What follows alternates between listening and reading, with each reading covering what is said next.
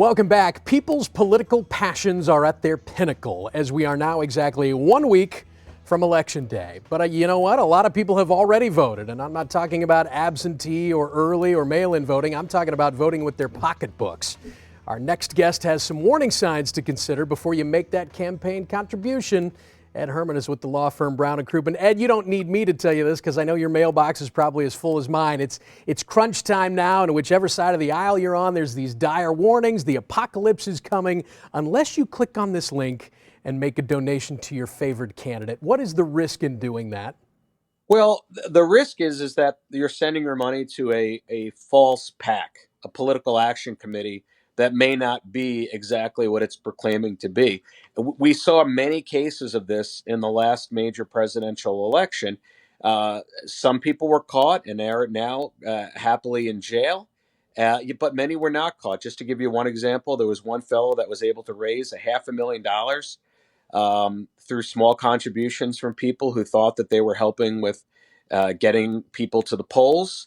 And as it turns out, they only spent 5,000 of it in their effort to get people to the polls, and he took the rest of the money and literally splurged on lap dances and cars and clothes and food and other extravagances. So it's real.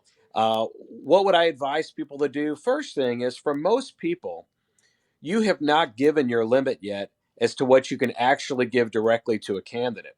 So before you even consider putting your money into a political action committee, you're probably safest making your contribution directly to the candidate's campaign, because those are subject to incredible levels of scrutiny and reporting, and it's far more likely to be used the way that you want it to be used. Generally, political action committees, that's an opportunity to give additional money when you've already hit the maximum for your candidate. Right.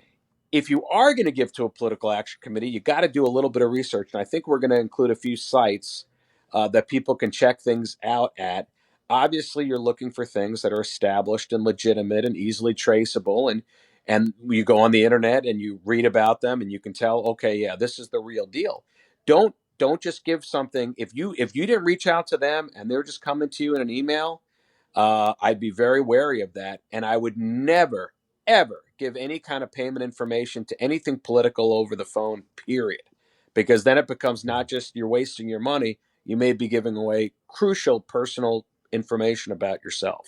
You mentioned the website. Here's one good catch-all, Ed. It's fec.gov. You can go there, type in the name of the organization that you're going to make a campaign contribution to, and you can see a lot of detailed information, in some cases, how they're spending the money that they're being donated. So that's a powerful Exactly. tool. Yeah. A reputable place will have great reporting. You should be able to research everything. But like everything that we see these days, Matt, there is a group of people out there. They smell opportunities for scam, and if they can make a dishonest buck at your expense, they will do it. And it's not particular to any party. No. It is all across the board. They play on your passion. And there's so much disinformation out there. This is the last thing we need in the political process. Ed, thank you so much. We appreciate it. Yep, you work too hard for your money. That's exactly. what I tell you. Amen, brother.